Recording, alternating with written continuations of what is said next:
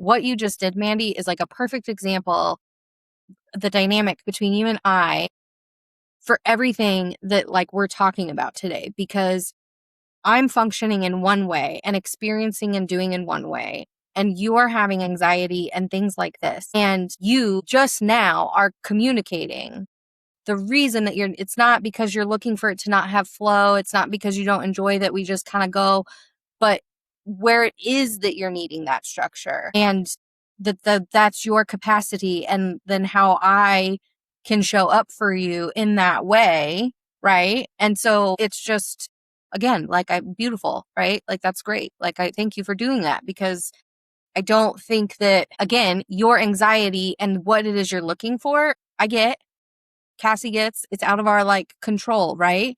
And that falls into certainty and knowing certain things, and right? And I can't give you necessarily certainty in some aspects, right? Like, Zelda needed me to make her breakfast before we started, and she waited until it was almost time for me to be busy, and I have to do that, right? And I then had technology issues, and so that's certain, like the technology issues are out of my hands.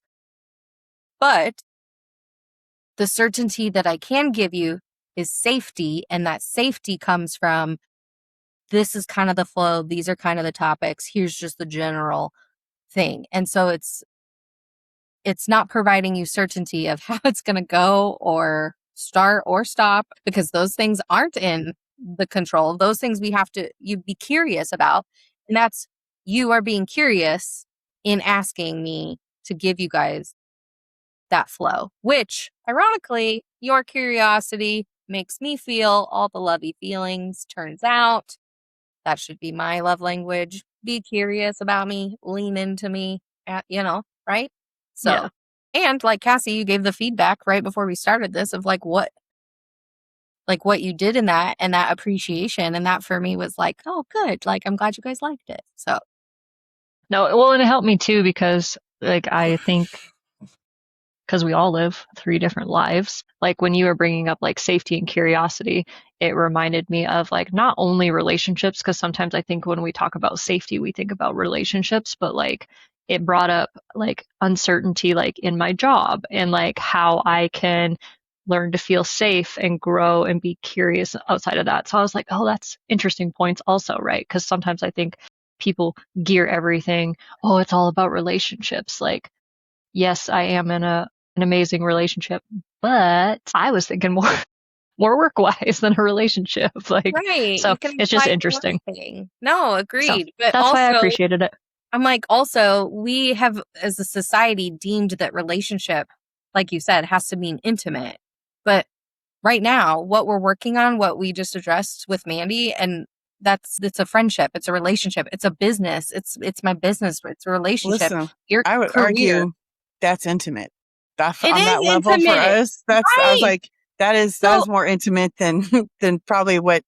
Yes. Well, Yeah. but that's like the thing is like, so relationship intimacy, like all relationships have intimacy, right? Like, but we as a society, and maybe not even just fully as a society, but especially women, right? Like we just automatically take those things to the partner, right? And it's not. And so I thank you, Cassie, for sharing that, because it's totally true that how you feel about your job and those things. Absolutely. You don't have an intensity problem. Your nervous system just moves fast. Welcome back to season 2 of Go Be Too Much. This season, we're not shrinking, fixing, or filtering. We're expanding. Expanding your voice, your capacity, your nervous system, your ability to hold more without losing yourself in the process. If you ever felt like you were too much, this is where that becomes your power. And hey, this podcast is for you. So if there's something you wanted us to talk about, break it down, or go deeper on, fill out the listener form linked below. This is your space to be unapologetic, unfiltered, unfinished, and unmissable. So with that, Go Be Too Much. Hi, we missed you. We missed a week. I'm MJ. I'm your host, and this is Cassie and Mandy. And we were talking about curiosity and safety, and we're going to dive into those things But first, I just want to acknowledge that we missed a week. And for anybody following consistently enough to even notice that, we apologize. I had a thought about how to help that, situation, but I didn't go through with that. And that's okay because I had that idea for future me and not necessarily to take action on right then. And that's important. And so we missed a week because I had an unexpected life thing that made me have to reorganize my life on the day that we had chosen to record. And that caused some friction in the healthiest of ways, which is understandable. And that's what we were just talking about and working through with Mandy. And so we want to start today's episode off because we got lots to dive into, but we just wanted to talk a little bit on all the great things that we've been doing that also kind of led to the gap that we had. So I went to Boston with Candace for a whole week. I had the best time ever. We just explored and were in the moment and learned so much. Just all the history, all the spooky, all the just fun. And we ate good food. We did lots of walking. Along the way, we would identify moments where we were not taking care of ourselves. Like, when was the last time we ate? We checked in eventually, but we identified maybe we need to do this differently tomorrow. And we went to Salem. I rode my first train and that was fun. And we had a blast. Salem, I tell you what, like if I could live in that place, it's my calling for sure. Shocker to no one. Shocker to no one. Anybody that knows you. Sorry, Florida, we're It changing was out for Massachusetts now. It was just like whimsy everywhere all the time. People were just friendly. Like it was great. It was wonderful. And I'm so glad that I got to experience that with Candace because we have talked about it for eons. And it was crazy because it's like the 400th birthday or something this year. And so they are already having like tons of people there, but they talked about how busy it gets between like the end of September till like the beginning of November. And some of the people showed us pictures of like past years where there's like millions of people in this space. And when I'm talking about like Salem, I'm not talking about like throughout all of it. I'm talking about right there on Essex where like all the things are happening and why you go visit Salem.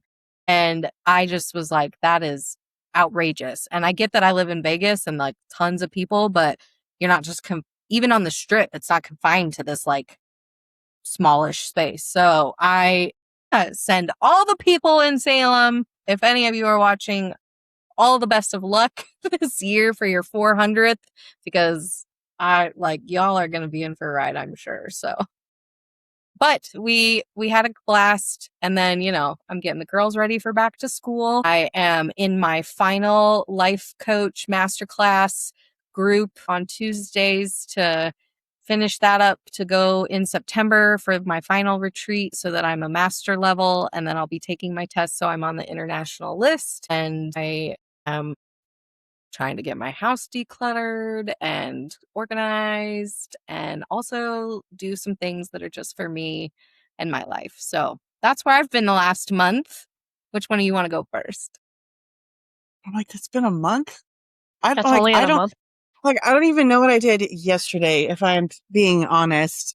I was like, wow, it's been a month since we've had an episode. I mean, I guess I went stir crazy with, a week of downtime and then was in Dallas, the Squirrels, which is my unit name with Tiana. When we go out to K-pop events, we were in Dallas for a concert, which was an interesting experience. Dallas is an interesting city for concerts. I don't know that I would repeat that. I don't know that I would go back for a concert.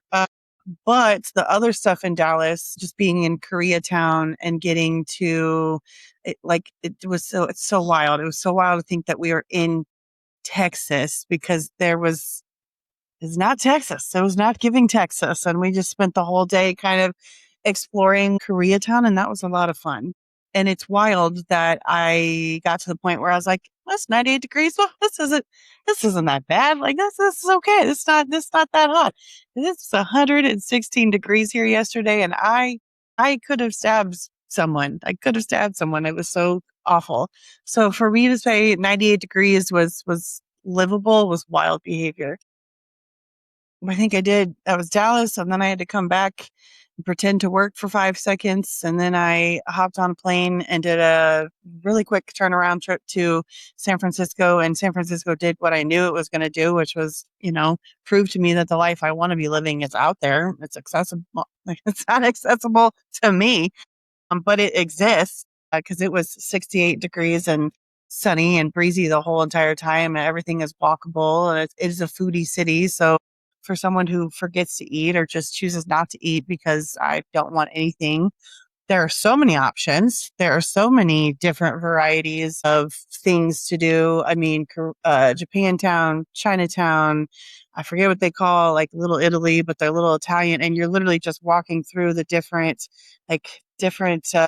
towns, different entities of San Francisco.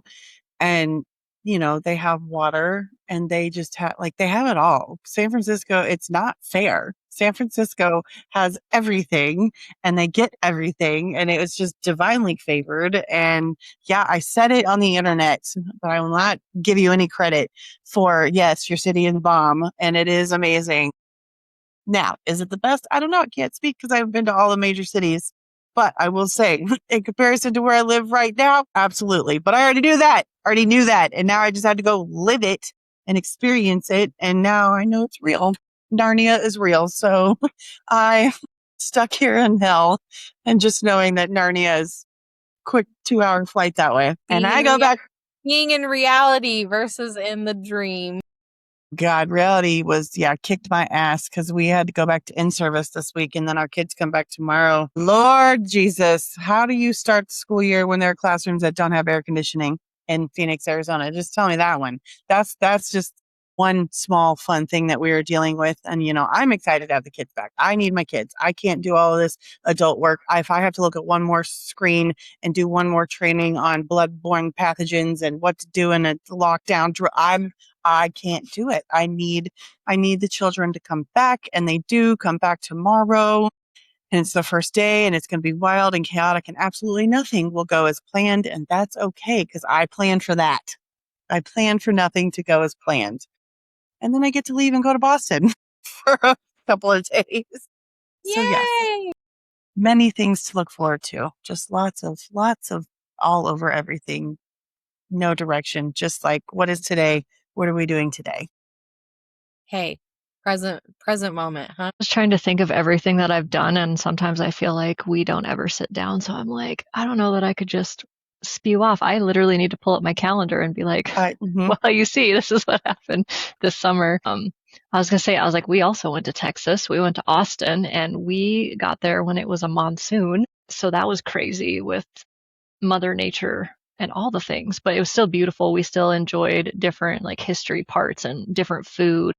And we found a speakeasy that was super like spooky and like very, I don't want to say like medieval, but definitely like the Salem vibes for sure, Mary.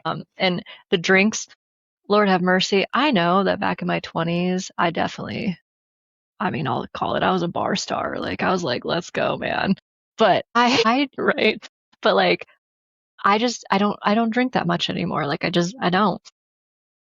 That first drink about knocked me off of my ass, man. I was like, I looked at Rick and I was like, I don't know if I can drink all of this. Like it was so good, but it was like, boom, like hit me right in the chest. I was like, I definitely don't drink anymore. So, but it was delicious, and I appreciate the experience and the taste and the history, because they give you a full on booklet about why they chose the ingredients, and like it was like this whole story thing. It was a really cool speakeasy. That's cool. So I really appreciated that. Man, I just feel like we've been all over the place. And same with like my business.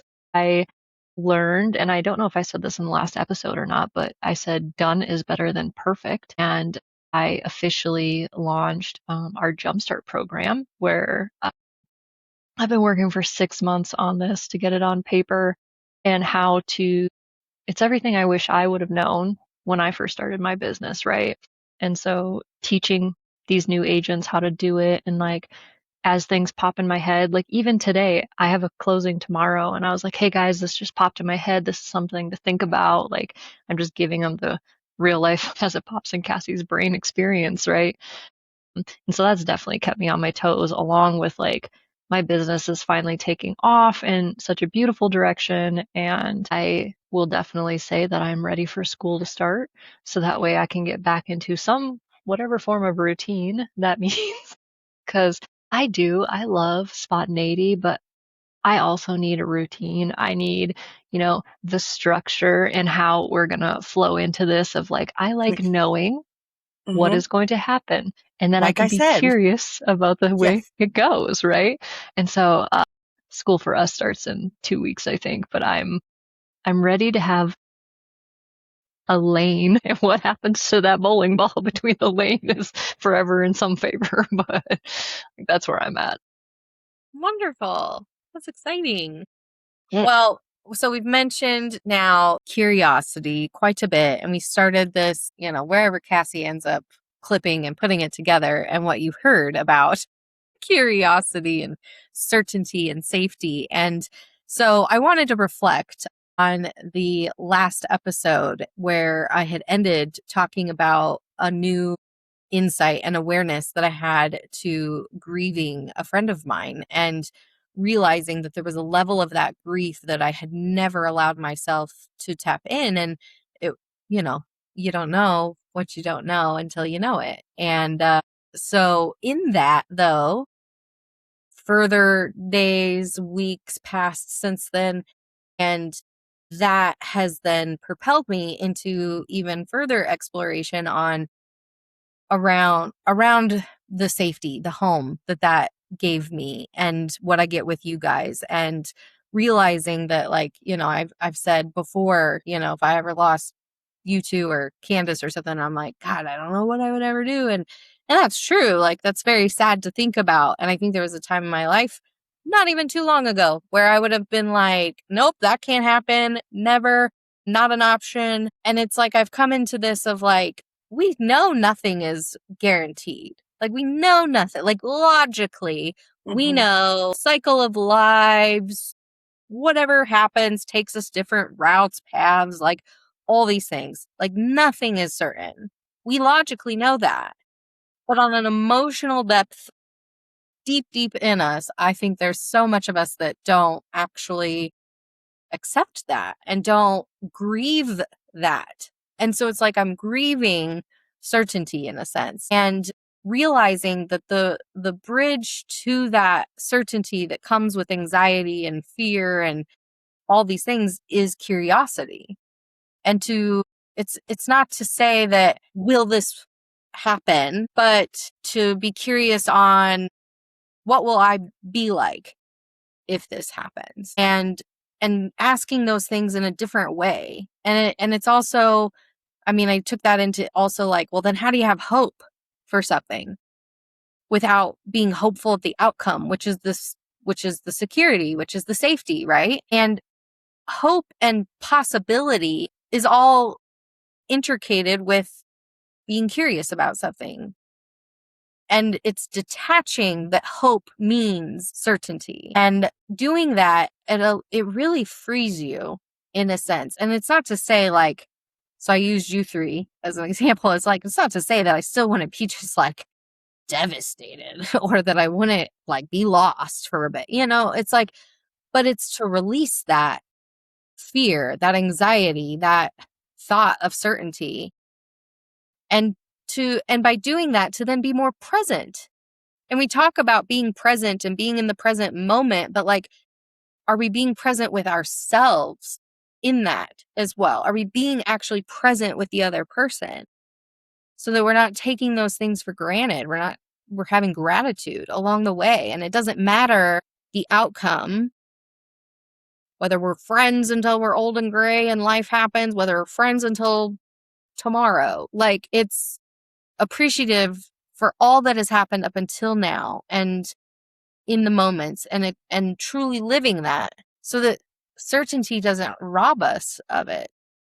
But I think we have to grieve, or at least I have been, certainty, and that, man, that taps into like control and overthinking, and all of that is really, it's guiding you back to trusting yourself. And that's, I've talked about in here a lot of my healing in the last couple years, and especially this last year has really been around like, I abandoned me. I betrayed me. I these things myself. Sure, did other people do things in my life throughout my life? Yeah, but like I did those things too.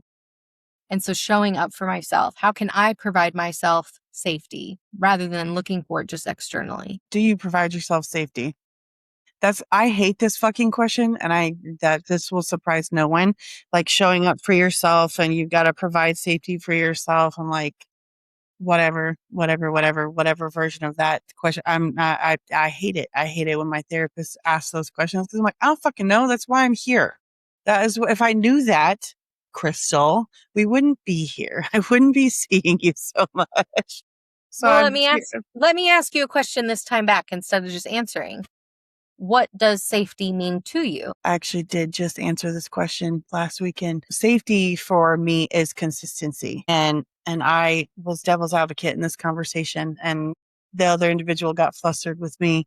But safety for me is consistency and what I come to expect from an individual. Because you, Mary, have pointed out as this person being consistent for them, or are they being inconsistent for you? Like, because I look at a situation, I'm like, they're inconsistent as fuck. Like their communication flow is all over the place. It's inconsistent because it's whatever it is. But like, is this individual showing up consistent for them? Was this what consistency looks like for them? So safety for me, I guess, further that would be like feeling okay enough to communicate that, hey, I need consistency from you, and this is what it looks like for me. Is that something that you have the capacity to fulfill, or is that something that you're not going to be able to meet? Then okay, how do we, because if you don't have the capacity, and I'm sitting here thinking, like, I need consistency from you to feel safe, and you can't give it to me. Well, now I don't feel safe. Now I don't want to talk to you, and I'm going to do the Mandy thing, and I'm just going to disappear. I'm going to see myself out because I can't trust you, because no one can be trusted. It's like, that's not helpful. That is not helpful. But, feeling okay enough to ask, to communicate, hey, this is a need that I have. Is this something that you can do? If not, then what would our compromise look like? Or what would our meeting in the middle look like? Because inconsistency is the biggest trigger for me. So when people's behaviors don't match their words, or when there's a lot of words, a lot of promises, a lot of like, I'll do better, whatever that is, and then their behavior doesn't show that, I get a lot of resentment and I shut down. And sometimes the human just can't show up in that way, whether it is, my coworkers, whether it is friends, whether it is, I mean, I couldn't tell you about romantic interest. That's been a hot minute, but the inconsistencies, that is the most rigid, I think, belief system right now that hinders a lot of things for me, is because I cannot fuck with inconsistent energy. I cannot do it. It creates a lot of resentment, a lot of bitterness for me. And then I'm a bitch to you or to the situation, or I shut down, I check out completely. And so then I'm missing opportunities to do anything. So you saying consistency, you also mentioned like the vulnerability of communicating. And yes, you're right. We don't always, like, sometimes, in that moment, I asked you, and that was, gosh, I think a few months ago, actually, of like Mm-hmm. this person showing up consistent in their ways, right? And so it's how you're experiencing it, not always what they're Mm-hmm. lacking, right? But we so easily just see it for what the external is, and asking ourselves, like, well, this is how I'm experiencing that. Then being able to communicate that to find the common ground, because otherwise, like you explained how your normal process is, a lot of that is assumption then, and based off of like your expectation, but not really knowing what their experience on it is. And maybe in their head and the things they're doing, they think they're showing up consistently. But the ways you're needing that consistent, again, that communication is just not happening. and being vulnerable and doing that. And so what I hear for you is you struggling with vulnerability, communications of your own needs and wants, and then consistency. Yeah. I mean, yes, obviously, my community or my biggest struggle is even like allowing myself to have a need. Like, so Mhm. like to even own that I do have needs and they are worth being considered in all spaces, all rooms. It's not that, again, it's not that I'm too much. I'm being too dramatic. I am being too talkative. I am being too whatever. It's like, no, you're allowed to have a need.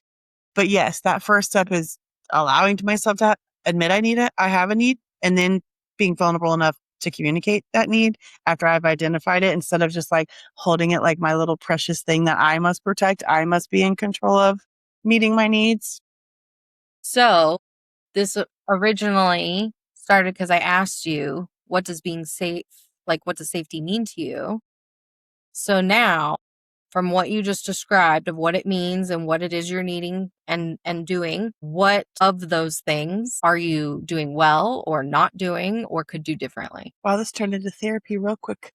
Well, or just life coaching, and I'm asking these things, but and you don't have to answer if you don't want to. I don't want to pressure that. But I'm asking that because you asked me, how do you show up for yourself? And I was the same way. I was the same way of, well, I think I'm showing up for myself. I'm doing all these I'm doing these things like, and it's like, but wait a minute. But where am I still overbooking myself? Where am I saying that I'm going to do something and then not doing it? Where am I having needs but not communicating them? Where am I prioritizing other people's over me? So interesting you say that because so I'm part of a women's networking group, and the topic this past week was, how often do you say no? And do you say yes because you don't want to disappoint them? But now I'm making an assumption on what I think that they're going to do, and they might not even give a shit. And so it's like, if I say yes to this thing and then I feel guilty about it and then I contemplate and I'm like, okay, what kind of excuse can I come up with that I don't have to do this? But now I feel guilty because I'm coming up with an excuse, but then I still want to cancel because it's not going to fill my cup, and like it just rabbit holes, right? Because if you say maybe, you're still saying yes because you are eventually that maybe, even though you want it to be a no, you're going to turn it to a yes because that's just how it is, right? So when's the last time you said no? Kind of flows into what you just said. Yeah. But I also think what you said about asking, where are those sitting with ourselves and asking, where are things coming from is such an important thing. So I've literally actually just did this morning while I was getting ready, because yesterday I had a meeting with my person that I check in with and talk to, and we were supposed to meet Friday night, but she had something come up and she felt bad about it. And so she offered to me to meet up Saturday morning, and it's her day off, but because of whatever, she offered it. And I was like, you know what? The stores don't open till 10 for the girls and shopping. And, it's, a 30-minute thing. Like, no big deal. Sure. Let's do 9:30, right? I could have given myself more time. I could have said earlier, but why didn't I? Because I think I like to sleep, you know? And so I was like, yeah, this will be good. And I'm going to set an alarm and I'm going to get up and I'm going to get myself ready so that when this is over, I'll be ready to go and we'll go. That didn't happen. Because why? Because my dog woke me up at 5 and I was still exhausted. And then I fell back asleep. And then me falling back asleep made me where I couldn't get up when my alarm went off. So I wasn't ready. I had the meeting. I should have known better. She didn't have anybody else booked after me. It's her day off. We talked for an hour or more, not 30 minutes. So then I'm getting ready and then we leave. So then I'm rushing because I'm told the girls I wanted to do their shopping individually to give them individual time. So I take Zelda and it's about 2 hours and we're kind of going through it quick, but we got what we needed done for the time. And then I meet with Emily and we do about an hour and a half and it felt rushed. And she expressed that, and I acknowledged and told her I overbooked myself. And I'm working on that, and I'm sorry. I was like, I get that it feels rushed. And I was like, but I'm enjoying my time, and I'm here with you. And I wasn't on my phone. I wasn't doing I was just with her. And she noticed that and appreciated it. And when we were done, she's like, well, we still got stuff done that we needed. She's like, I guess we didn't need more time. And then I said, funny, if I'd given us more time, we probably would have spent more money and got way more than we needed. So it worked out. And then we went and got Zelda, and we went to a painting that I had planned for the afternoon. And we made it 2 minutes before that time was supposed to start. We made it on time, but 2 minutes. So I call that a win for you, girl. it is a win. And there was it. And it's a perfect example too, to see how, even though things were rushed, I slowed myself down in those moments, and I still stayed present, and I didn't beat myself up for all the things that I could have done differently, but I didn't. Reflecting on that today, I was like, you know what? I should have told her a different day. But why didn't I tell her a different day? Oh, because I feel like all my other days doesn't work. That all my other days are still also too full and too busy. And so I tried to make that work. So those are things that I'm working on. But all of that led me to what I was reflecting on this morning, the things that I've agreed to do today. And I was like, did I agree to this out of a place of lack? Did I agree to this out of a place of worry for other people? And it felt so good to tell myself that what I planned for myself later today, I said because I wanted to. Because it was my joy. It was my thing to do that's going to be fun, that I wanted to say yes to these plans. Not because I didn't felt like I had to tell the other person yes. Not because I thought if I didn't tell the other person yes, I was not going to get another opportunity. I know there's going to be another opportunity. But because I wanted to. And that felt good. So I'm sorry, I went on a tangent there, and now I've squirreled. Sorry.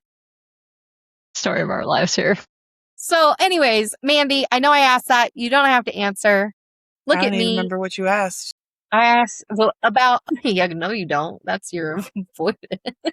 That's my brain. Like, we don't need that right now. We're not gonna think on answering those questions. I honestly, It is not important at this moment in time. I honest to God, I could not fucking tell you what the question was. It's really and yes, that is. It's really 100%. okay. The people watching, and you'll get to watch it again too if you watch it. Like, they'll get to see what it led to was you asking a question of like, how do you provide that safety for yourself? How do you show up for yourself? And so everything we just talked about, it's the kind of questions we're asking ourselves. Mm-hmm. It's the kind of things that we're asking of all of the external that really we need to be asking of ourselves. And Yes, it's not to see the other. Go ahead. No, I was just like, because Cassie brought up how often you say no.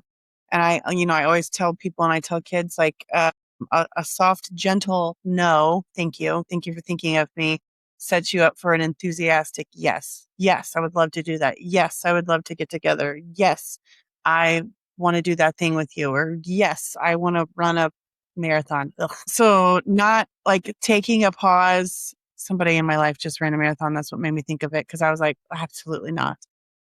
Like taking a pause and not just letting your knee-jerk response, because in the world that we live in, you have to give an answer right away. They need you to send that email now. They need you to follow up with them now. I need to reschedule now. If I don't see this friend now, I'm not going to see them for 6 fucking months, because their kids and their activities are about to start, and I won't get to see my support human anymore. So I need an answer now. I need to commit right now. That sense of urgency. And it's like, okay, if I actually took 2 breaths, is this something that I still have the capacity for and would want to do?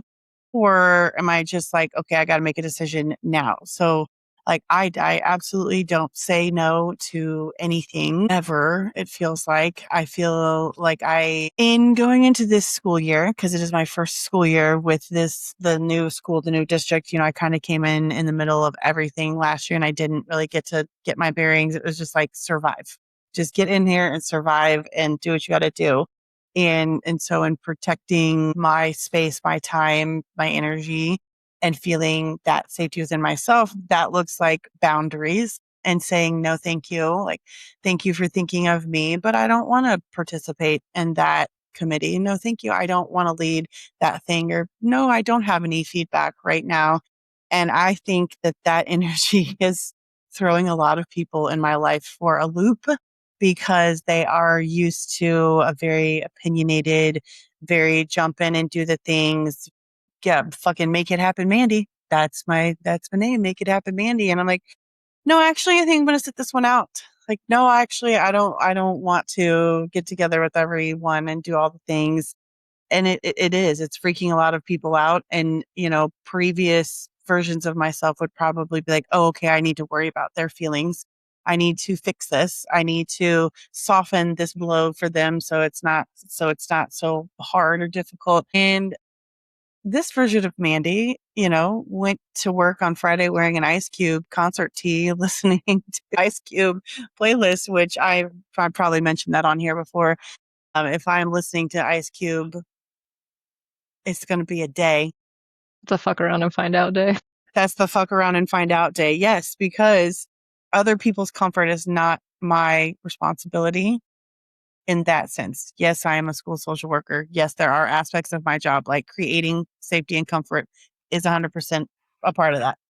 But my day to day happenings, whether somebody is comfortable with the decisions I am making or is comfortable with the space I do or don't take up that day or the help that I do or don't offer in that moment is not my business. And so just sitting with like people having their assumptions and their opinions and letting them have those assumptions and those opinions and not feeling like I, one, have to go protect myself and explain myself and explain why I did all of the things that I did. But also, too, just letting the version of me exist however it exists in their life. Like if I'm the villain, I'm the villain. If I'm the good guy, I'm the good guy. If I am the nobody to you, then I am nobody to you. And just letting that exist because I can't control that. But previous versions of me would absolutely be running around frantically trying to be the best version in everybody's story and prove my worth in any situation or scenario by just saying yes to everything. Yes, I'm a good friend who shows up every single time you need me. Yes, I am the employee that is going to volunteer and step in where I'm needed and do all the things with absolutely no fucking boundaries. Yes, I am whatever. So been saying a lot more no's. I don't think everyone in my life loves that, but it's it's uh it's doing something for me. Well, you can't pour from an empty cup. So Mm-hmm. Right. Mm-hmm. Well, and I think, you know, what you said is true is you heal and you change and you expand, like that does give off a different energy. And that's not necessarily a bad thing, but not everybody around you is Used to healing it. in the same way or growing and expanding in the same way. And again, it does not mean that you are better than or any of those things. It just means now you are aligning differently. And sometimes that means then your interactions with those around you, it's going to shift. And sometimes that shift might be closing a door. Sometimes that shift might be, I'm going to walk through this door and I'll leave it open and I'm going to just, you know, keep my it's there. If you walk through it, it's, you know, I mean, there's just so many variations. And I think that is the hardest part is when we start to disrupt other people in our change and our healing and our growth, and they see it and project it because of what it is saying and creating in them. Mhm. And it's hard to not, you know, not feel it's a human experience to feel guilt for that or something, feel like you're doing something wrong. But that's where again you have to sit with yourself and ask yourself, like, why, what is making me feel that right now?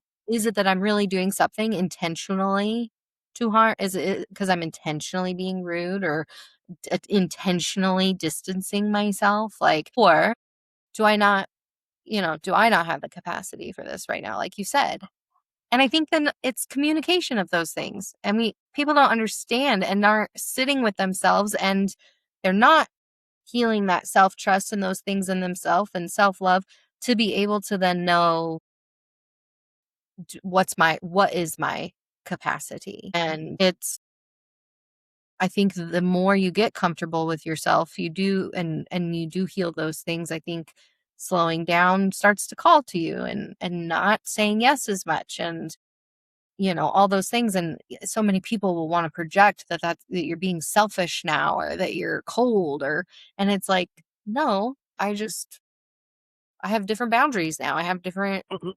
priorities now. And if I have the capacity to do the thing and I want to do the thing, I will. I think, though, something interesting I thought about when you were talking was when we get so stuck, though, in our ways, routine Mhm. or structure, or our life, the way we have life, how do we really sit with then, like, that? Is it that I'm so, like, again, asking ourselves, am I just so rigid in that this is how my life is and looks, Mhm. that I'm not willing to allow myself to expand, to open up to flexibility or surprise, or what, like, whatever it is, like, or is it that I really need to be sticking to this and show up for me this way? Like, it's a balance thing that I think so many people struggle with, because, and I say that because we'll want something, but we may not let ourselves have that thing, or we'll sabotage that thing because we are staying rigid in this, versus asking ourselves, what is that rigid really? What is it that I'm not willing to expand my capacity for? And it may be that you can't at that time. You're not at that place. You haven't done the healing to do it. But I just wanted to bring that up because I think so many people struggle with that balance. I think Cassie had mentioned that. I don't know if that was at the beginning of this episode or if it was us just checking in about like being back on school routines. I think there's a lot of power in predictability of maybe like a routine. Like Cassie knows, all right, kids back in school. Like I have this chunk of time where this child is in school. Mary, same thing. Like your kids are at school for these times. For me, I'm like, those are my working hours. Like I have to be on and available to the kids at school from this time to this time. So I am using all of my capacity, all of my energy during that time to do those things with those kids. And you guys are doing your jobs. And then it flips. And you guys are like, oh, okay, this is like, all right, the kid is home from school. I am done with work. I'll put the work things over there. And now I have to pivot and switch into this mode. And I am like, I am done for the day. I have done enough. I've said all the words, I've done all the things, but it gives that predictability of, I know that I have to go to work from this time to this time. I have that predictable schedule. Cassie is like, well, you got to go show a house in 2 minutes, because somebody has just requested it. Like that's wild, but that is her job. That is her. I'm not even going to call that a routine. That is her expectation, maybe It of is the her world. routine, though. That's the thing. Yeah, Like, like she's like, I can do that in this window, but when my kid needs me, my kid needs me. Well, that's why I know, like in the morning times are normally like admin, get my Get shit shit done. together. So that Hmm. way, when something's needed in the afternoon or evening time, I don't have to focus on those as much. Now, do I? Yes, because I'm human and I squirrel a lot, but that's a general idea. I think that's why I struggle with time blocking, is because that's not how my brain works. I want it to. I so desperately want it to, but it's not how that works. I think you both just, like, unlocked something in me, and I think that I had this question, and I think I even wrote it down in my notes, and it was like a week or two ago or something like that. And it was when coming back from my trip back to home and feeling as though, like, time is not of my own. Hmm. And I think that, Mandy, when you're talking about, like, what gives structure and routine in our kids and things like that, and I'm sitting here thinking, like, yeah, again, once again, like, internally, we need to go, like, what does my time management of things look like? Not just space. Like, yes, I obviously have to take into consideration my kids' schedule, right?